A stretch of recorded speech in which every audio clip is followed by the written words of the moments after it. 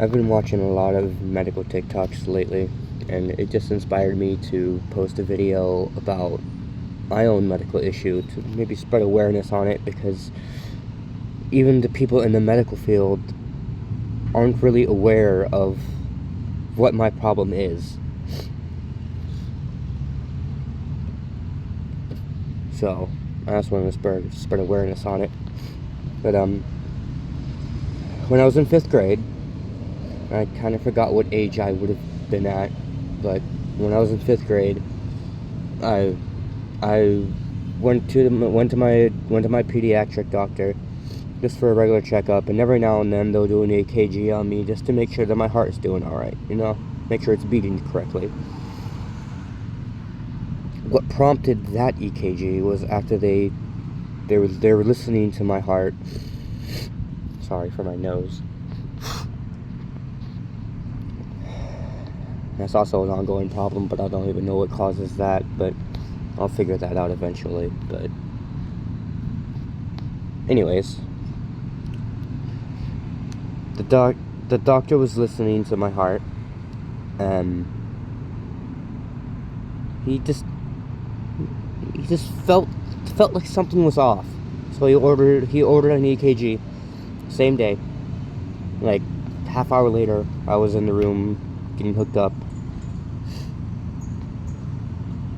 And turns out that I had what's called an atrioventricular block stage 1, which isn't anything to worry about. It's a slight. It wasn't even a delay at the moment in my electrical system in my heart. It was just that the beat was kind of off, but nothing to worry about. If it stayed like that, I could have lived the rest of my life with no problems. But it didn't. One time I went to my doctor at, I was 17, I believe, maybe 18. I went to my doctor for my sinus problem. I'm 24 years old now, and it's been like that since 17 or 18. So I've been dealing with it for quite a few years. Nobody can figure out what's wrong, but that's a story for another day.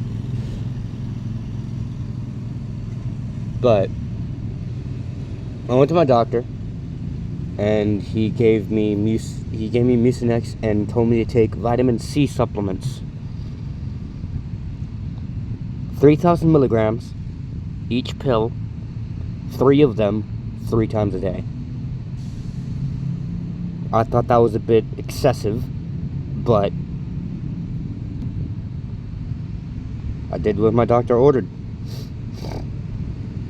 2 days after taking the vitamin C supplements as instructed, my heart feels weird. Like, really weird.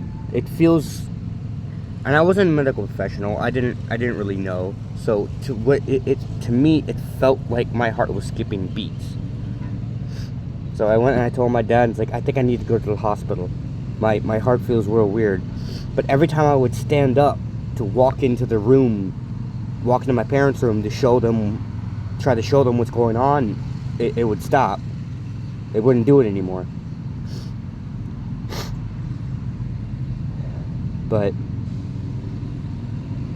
after a couple times of bothering him about it, he told me, all right, because it was like midnight, and he said, give it till 3 a.m.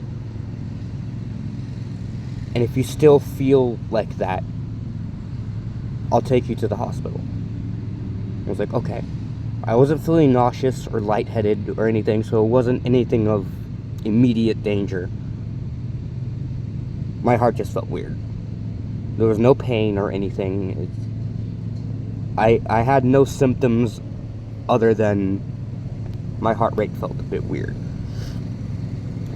But 2:45 hit.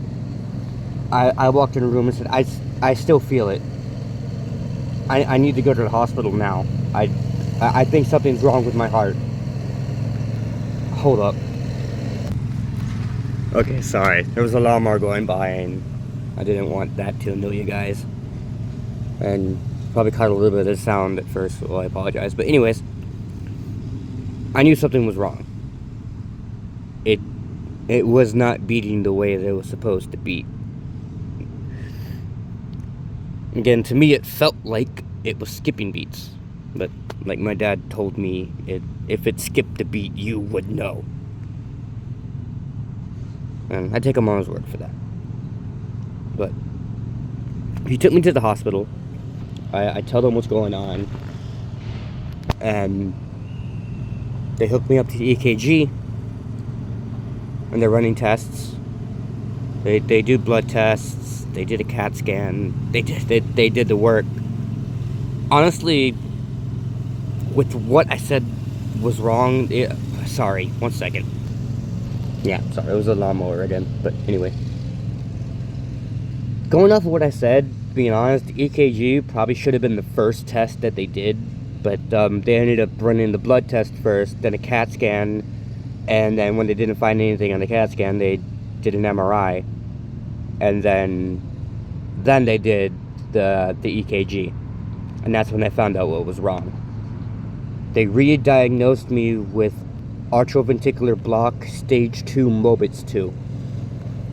Lawnmower's coming back. 1 second. I'm so sorry. Sorry about that. I would just restart the video, but I'm already like 6 minutes in. So I'm just gonna have to deal with it. And you guys, it won't bother you guys too much because again, it's just stop and go. But to me, it's really annoying. Anyways, I was diagnosed with atrioventricular block stage 2 mobitz 2. It's a delay in the electrical system in the heart. So in your heart, you have the 2 atrial valves and 2 ventricular valves. There's 3 electrical nodes in the heart that make the heart pump. And in my heart, there's a delay between the second node and the third node. The third node, there's 2 nodes in the atrial valves, and there's 1 node in the ventricular. And there's a delay in the signal sometimes between the second node and the third node that tells the ventricles to pump, to push the blood to the rest of the body. And it's coming back again. What? Actually, correction. There's not a delay between the second and third nodes. It's actually a block. The signal does not make it to the third node. So what happens is what's called a recovery beat. There's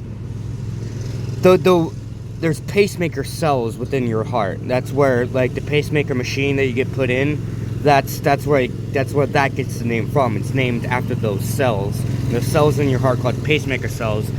And if that electrical beat, that electrical current doesn't make it down to that third node, those pacemaker cells will kick in, forcing the heart to beat. And it's a violent beat. That's how I felt it, because it will beat harder. Because it would force the ventricles to contract, forcing the blood to pump through the body. And then it would continue to beat like normal for a little while, then it would do it again, and then continue to beat for a normal while, do it again. They told me I got nothing to worry about, just keep an eye out for getting lightheaded or dizzy for no reason. Because then, if that starts happening, there's no medication to treat it. There's nothing they can do to treat it. The only treatment is a pacemaker. That's the only thing they can do. And that's if it evolves to a stage 3. A stage 3 is that the signal is never making it to that third node, and all the heart is doing is recovery beats. And my heart a healthy heart can only survive doing that for 48 hours. So I'll have 48 hours to realize what's happening and get to the hospital and get a pacemaker put in, otherwise I will die.